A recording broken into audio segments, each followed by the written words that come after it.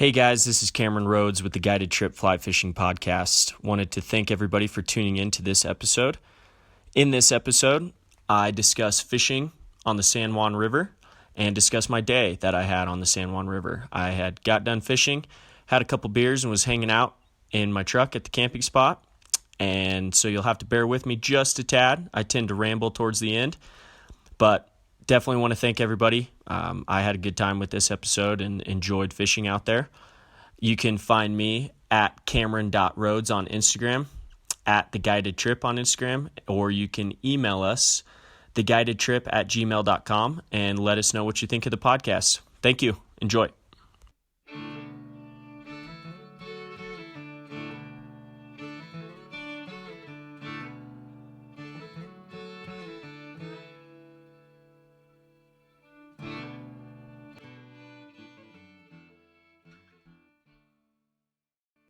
All right, so this is solo trip on the San Juan River in New Mexico. This is one I've been wanting to do for quite some time. I make it out here every now and then. But I kind of grew up on this river not knowing it. I used to float this river a lot, put in at the dam, or I guess Texas hole, and then float down. And I used to do this float a lot growing up as a kid. And my dad used to come out here quite often and fish this river. He worked in Farmington for a fair amount of time. And so he was, I just talked to him today, and he was saying he's come out here maybe 3 or 4 nights a week and come fish the San Juan, or evenings, I guess. But so I came out here, drove from Gunnison. It's about 4.5 hours or so, depending. But beautiful drive. But that this fishery can fish well 10 months out of the year. It's pretty damn good. It is a tailwater fishery, so that helps, water temperature, all kinds of stuff. It can hold fish and can hold bugs for a long period of time. And, obviously with any fishery, it can go through its fair share of problems. But, I came out here. I did a little bit of research. I've read the reports. And honestly, the reason I came out here is because it said the Baetis action has been great. In my mind lately, I've been on a one-track mind for fishing the eat. I want to see the eat. It's not necessarily how many fish I hook. It's more of seeing that eat, and so I want to come out and fish some dry flies, and hone my dry fly game up a little bit and get better at it, especially on a big tailwater like this, where these fish have seen tons of different flies for numerous years. These fish are very educated.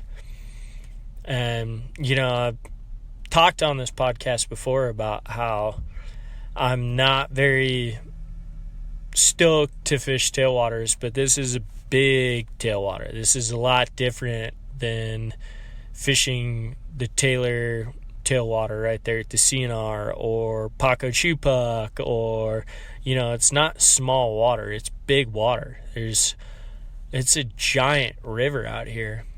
But I haven't been out here in a while, and so I figured I'd make a little solo trek out here. But kind of did my research first, read the reports, and they said the Baetis action was great in the afternoons, and that it was. The Baetis action was great in the afternoon. But I'll kind of start from the beginning here. I read the report. I went, all right, I'm going to go there. now what? So I did some research on camping, and costs and everything like that, depending on how many days I was going to be out there. And, I found a little stretch of BLM on the river that you can camp at where you don't have to pay, which is nice for a fishing guide who's not working right now. You don't want to pay as much money. So I bought a 5-day fishing license. I think it was $36, which isn't much. And then I figured I would go do the free camping. Depending on where you go from there, each day use area, I think it's $5. So you can go park at a day use area and pay $5 and get in and go walk, which is great. But from where I'm at, which is BLM land, I can just walk upriver or downriver.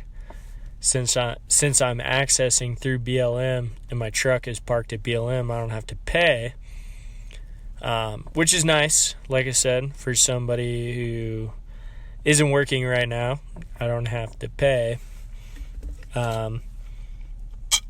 Doesn't mean I don't want to pay, but it's just the way it is right now. I gotta run it cheap.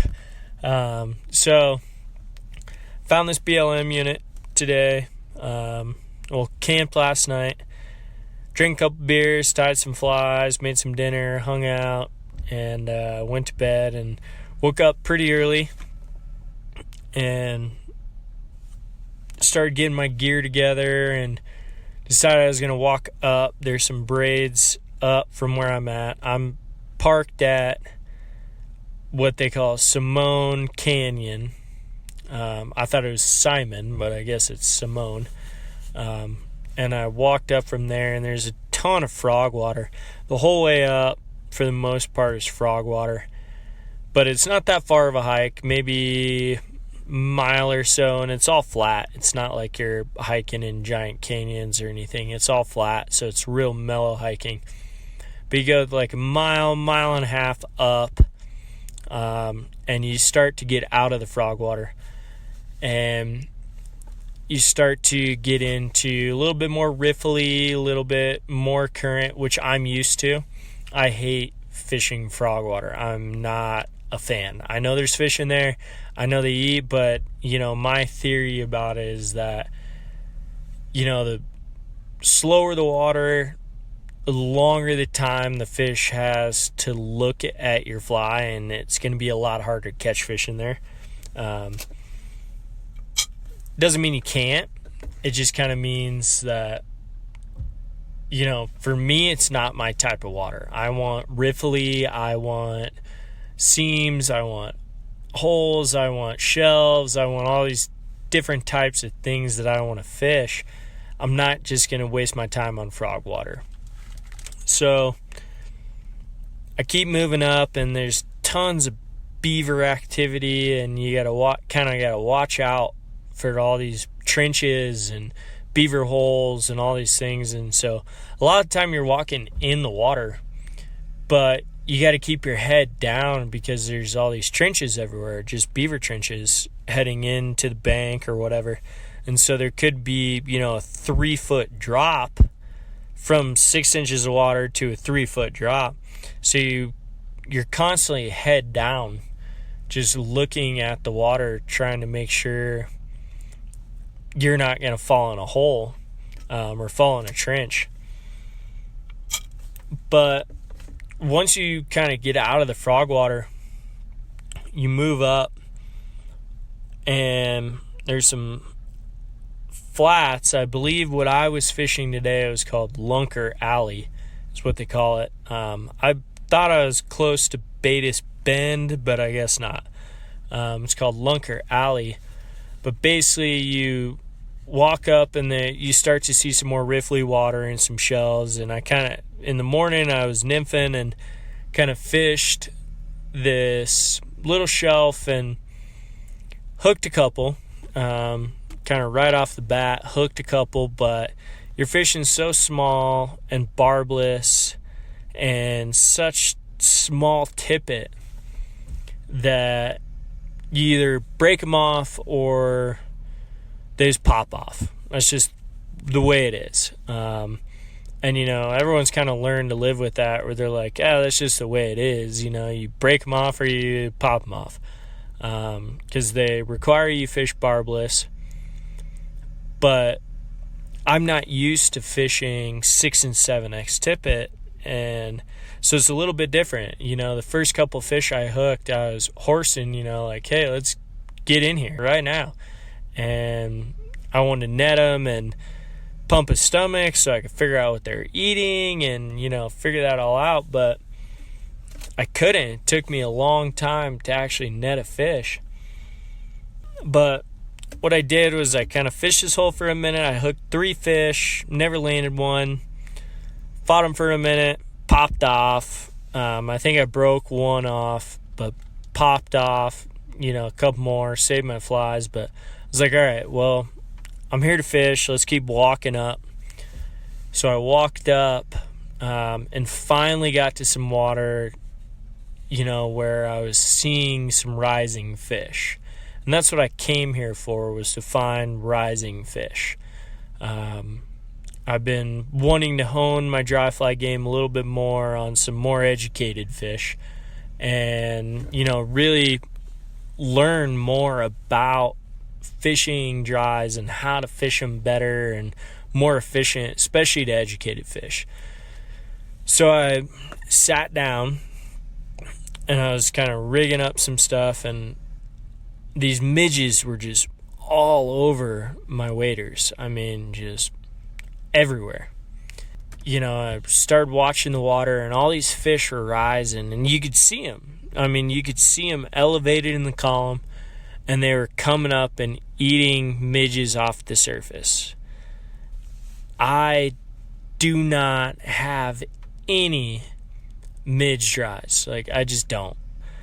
I have in the past, but I just don't now. And so I wasn't quite sure what to do there. And so the closest thing I could get, and I could see them actually eating on top. They weren't eating subsurface. They were coming up and eating on top. And so what I did is I actually took a high-vis Baetis / mayfly pattern, orange post where I could see it real well, on 5X. Then I put 6X fluoro behind it because I know these fish are picky, and I hate fishing fluoro with dry flies, but I figured it might help. So I took the fluoro about 2 feet maybe, and I looked for the most midgiest non-weighted bug I had in my box, which at the time I only had one of, and it was a CDC black RS2 in a 22. And I took that and obviously debarbed it, tied it on, and greased it. And with the CDC, it's pretty easy to grease. You can add a lot of that grease in there. I mean, not a lot. I added maybe, a tiny amount, the size of a freaking number 8 shot shell from a shotgun, BB, real tiny. Greased it up, and you could actually see it floating on top. And I greased maybe the first 3 inches of the fluorocarbon. And so occasionally you could see that fly sitting on top. But I could definitely see my high-vis mayfly. So I started targeting fish. Instead of just blind casting, I started looking for fish that were close, eating midges on top. So I'd find a fish, and out here it's like an aquarium. I mean, you can see the fish. They're everywhere. They're tailing, they're nosing, they're everywhere. It's not that hard to see them. So I found one, I went, all right, let's see what happens here. And I popped it in there, and immediately this fish came up and ate the RS2. Fish on. I mean, right off the bat. And I was like, all right, sick. I kept thinking, like, oh, great, this is my only one, and this is the fly that's going to work all day. And I only had one of these little black guys. And I mean, it's got like the tail fibers that are like done tail. It's the fly.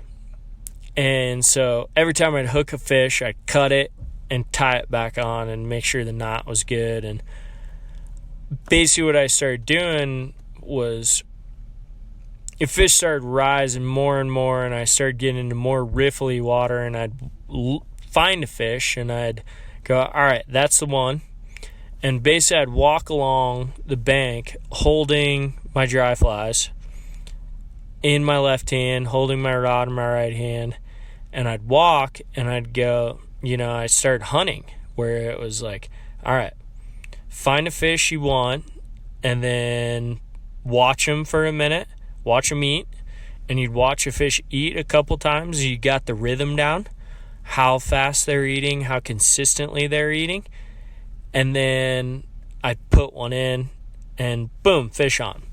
And I missed a lot of fish, but you couldn't necessarily see the RS2 at all times, but you'd be able to see this high-vis mayfly, ahead of it. It would move or go underwater, and you'd set the hook.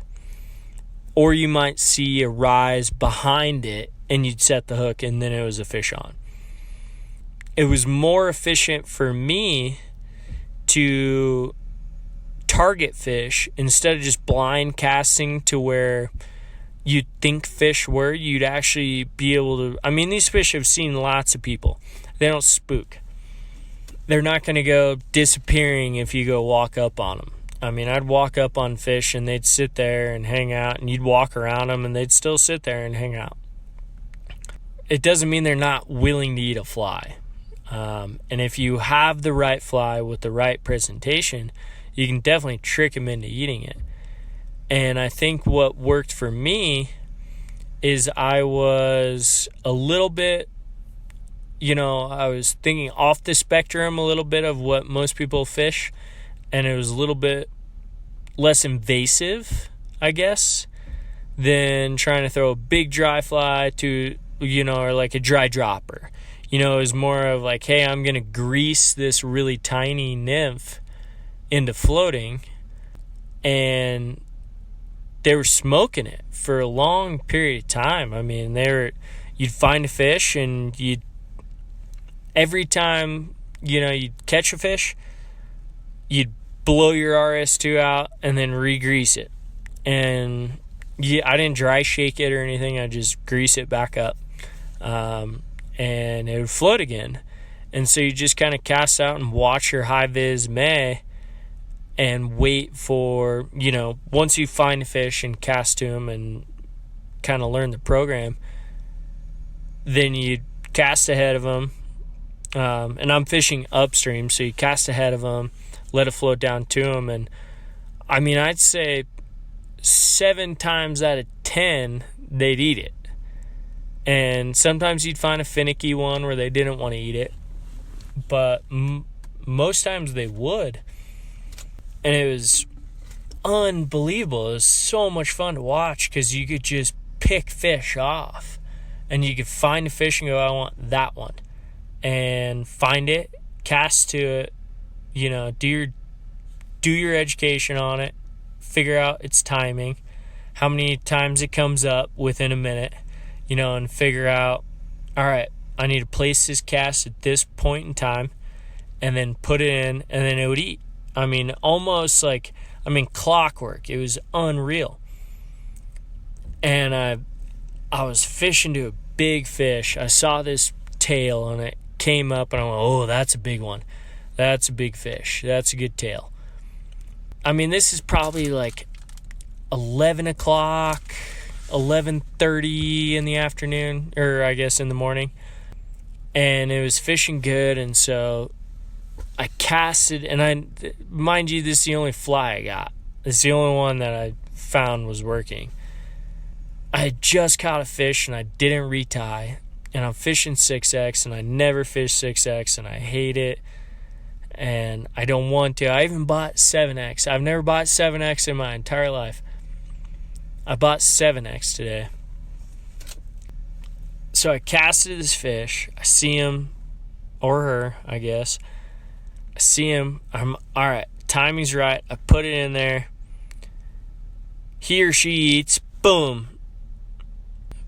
Breaks off my RS2. It's the only one I had. It's like, and I laugh and I'm like, oh, geez, I knew this was going to happen. So I look back in my box and all I have are glass bead RS2s or sparkle RS2s. I don't have anything close to this fly. And I throw on some of those, nothing. I'm changing flies, nothing. And meanwhile, fish are just hammering dries all over the place. At least what I think. So I start looking around a little bit. Turns out there's a ton of betas coming off the water now. Like BWOs. And I figured my dry was good. You know, I got a good dry fly for betas, but they're not eating it. And so I keep changing that back fly into different emergers, and I keep greasing them up, and I keep doing different things with it. And I'd get a hit every now and then. You know, it wasn't crazy. I mean, mind you, there was fish rising all over the place. And I mean, just heads coming up, tails coming up, all over. I mean, 30, 40 fish to a hole of this happening. I'm casting in the middle of them and not even foul hooking one. You know, like nothing's happening. Before all this, before I started catching fish in dries, I left my nymph rod on the bank. And I had walked up probably 100 yards from where my nymph rod was. All these boats are going by and they're going, oh, there's a freaking rod on the bank. There's a rod on the bank.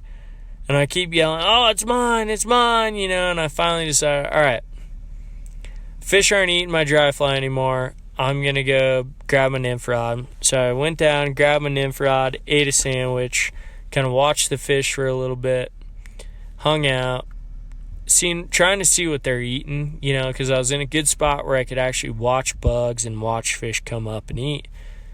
And I still couldn't quite tell what they're eating. So I grabbed my nymph rod, and it's got a RS2 and I think a WD-40 on it, which is good for the San Juan because, I mean, Mark Engel invented the WD-40 on the San Juan. So I got the WD-40 and RS2 and grabbed my nymph rod. I walked back up to this hole where I saw these rising fish. I mean, great hole. It's got a little back eddy in it, nice seam, good drop off, good shelf. I mean, it's picture perfect for nymphing. Break out the nymph rod, first cast, boom, fish on. Pops off. Okay? You know, nice brown, pops off. Boom, fish on. All right, sweet. Get him to the net, finally. Break out the stomach pump. I had to. Had to break out the stomach pump. I pumped him, and it was all probably like size 18 to 20 betas. They're actually pretty big, you know, and I was surprised by how big they were, but they're good sized betas.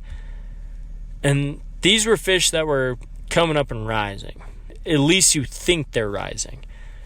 But what was going on is kind of what I figured is they're eating emerging betas.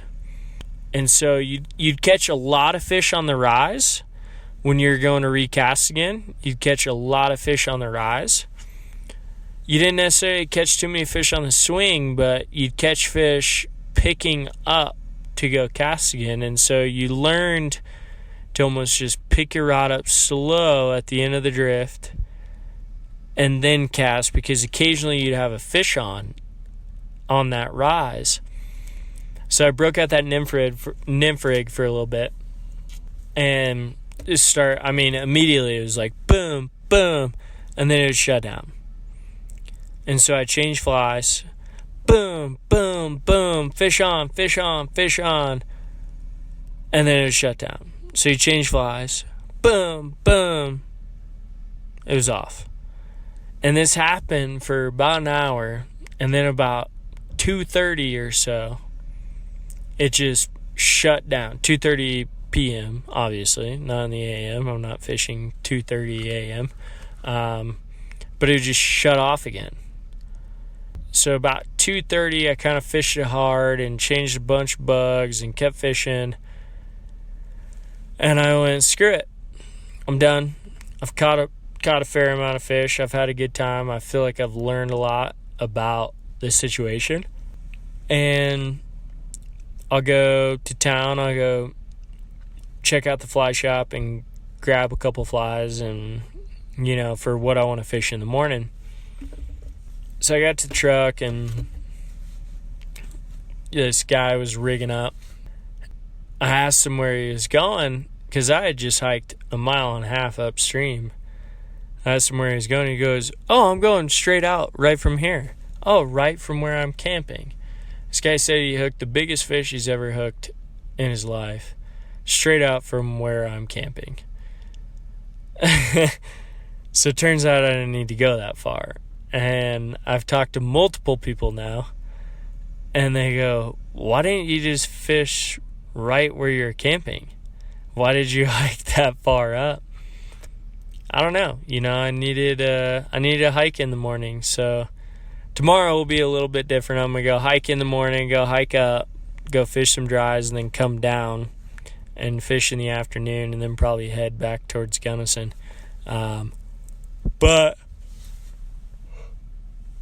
Excuse me.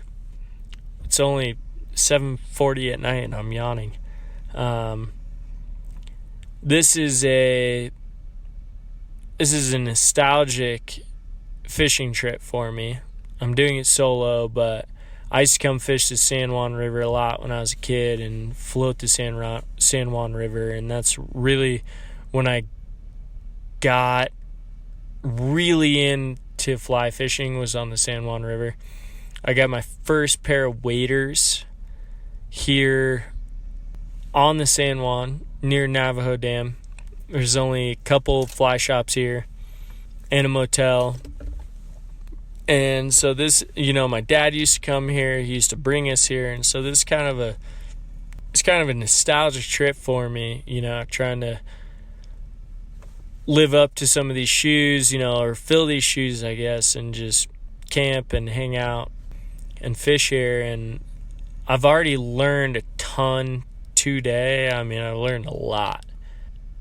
I've also learned that they eat the same shit they eat anywhere else. It's just a matter of how you fish them, and it's just a matter of timing. It's not necessarily that you're doing it wrong. It's just a matter of timing. I had a good window today from like 10:30 to 2:30. That's a good half-day trip. 4 hours. Good window where I caught fish for a while, and then it was done. It was interesting doing it on your own, not have somebody else fishing around you, figuring out for you as well, or living through your clients, having them fish for you and figure it out. It seems like, from my experience right now, it is a tough fishery for sure. They're very picky. Obviously, they want 6 and 7X. And I was told by one of the fly shop guys, he wasn't BSing. He goes, if you want to throw dries, you got to throw 6 and 7X. And that's not something I do. But I bought 7X just to try, just to see if it makes a difference. I got a ton of hits on 6X. I'm curious to see what the 7X does, because it's an interesting theory. You go in smaller diameter and smaller line, and is it really that big of a deal, or is it just a bug deal? I always like to believe it's a bug deal, here it could be a line deal. I see tons of people, tons of bugs. And, I was honestly a little bit surprised by how many fish I caught. I knew I could figure them out and catch a couple.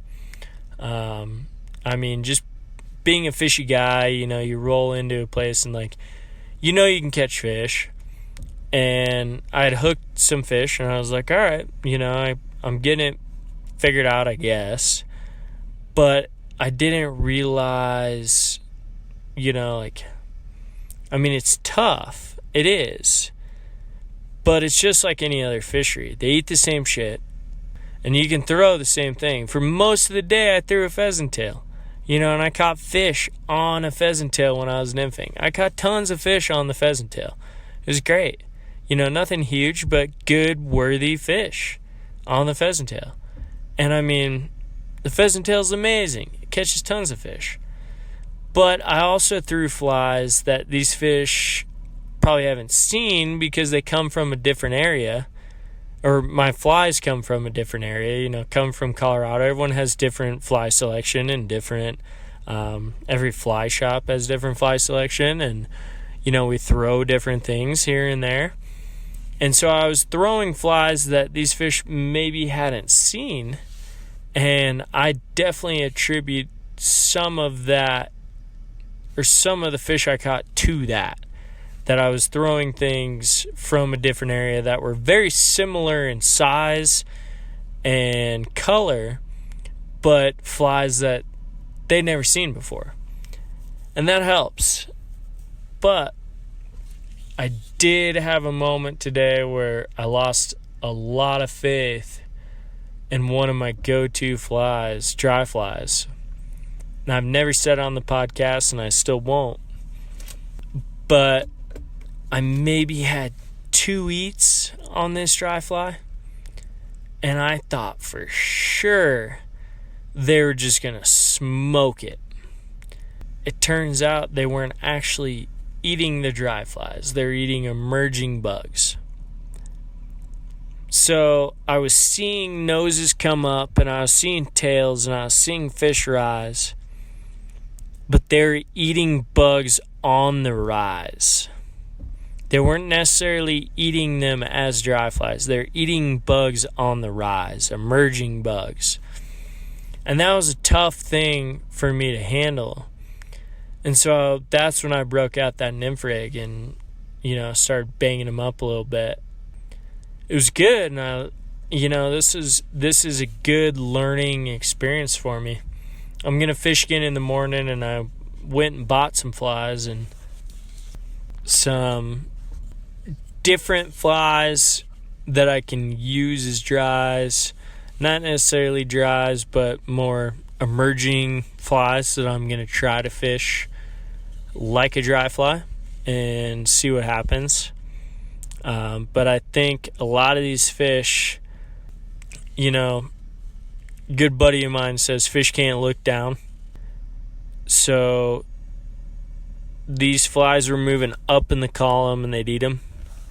I didn't catch a lot of fish on the bottom. I caught a lot of them on the rise.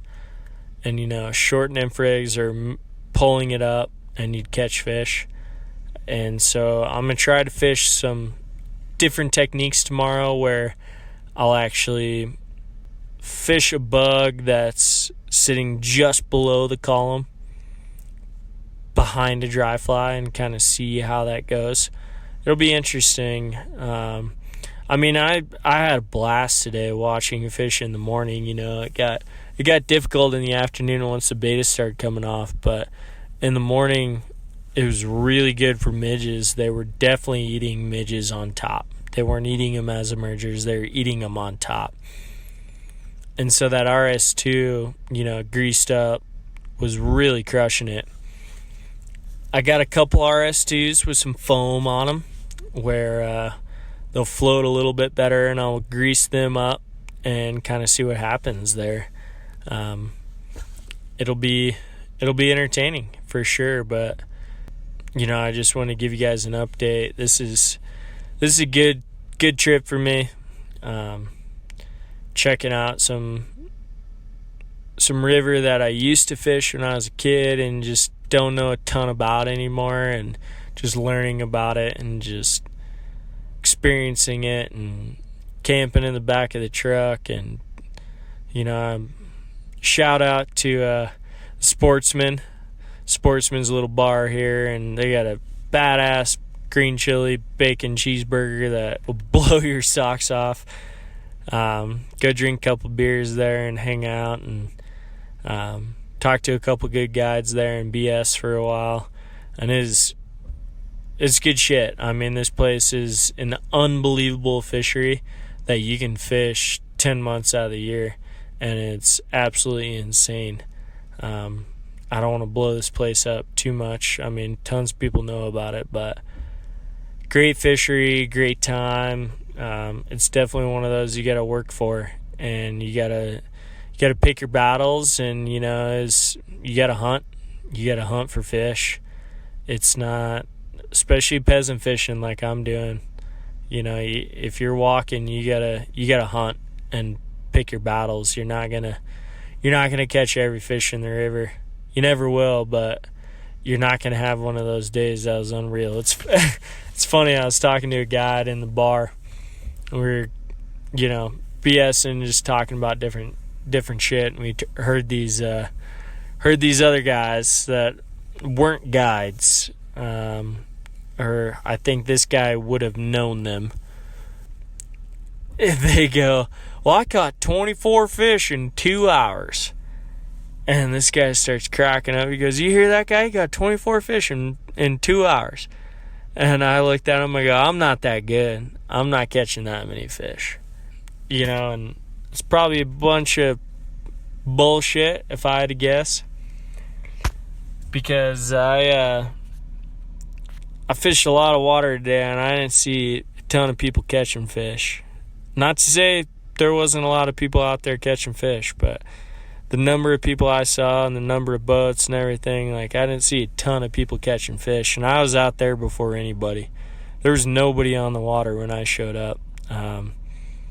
So I do find it hard to believe, but, that's fishing. Everyone's going to bullshit you. Everyone's going to try to chap your ass about how many fish they caught. And this guy knew it that I was talking to. He knew that guy didn't catch 24 fish in 2 hours. Because he floated today, and he didn't catch 24 fish in 2 hours. But that's the way it goes. I mean, it's a learning curve, and that's why we're all here. I mean, I learned a ton today, and I hope to learn a lot more tomorrow, and just, progress as a fisherman, as a guide, as a steward, as, conservationist, all that. I mean, the only thing you can do is continue to learn and continue to grow and be better and be the best. And, whether it's for your own reasons or not, this trip for me is for my own reasons, to learn and grow as a person, not only as a fisherman, but a person. This is a big trip for me, trying to learn and just grow. And so I appreciate everybody for listening. I appreciate the time everybody spends to go listen to this podcast, because it's not a normal podcast, and it's, something I wanted to do and just express some feelings. So this is one of those podcasts where I'm just kind of expressing some feelings and hopefully teaching some things, and getting down to my roots here, going back to some family history. I mean, my dad used to come here and fish, and he grew up on this river, and I want to do the same. This is a good river, and just go explore, go learn about different fisheries, because the more you can learn about every fishery, the better angler you'll be. Try new stuff, try different fisheries, and progress, because you get stuck in one fishery and, pardon my language, but you're fucked, because you're not going to learn anything. You might learn a ton about that fishery, which is great, but if you can add everything together. If you can add each fishery up, the more fisheries you can go to and explore and fish, and then add everything up, you're going to be a force to be reckoned with. That's where I want to head. So, thanks guys for listening.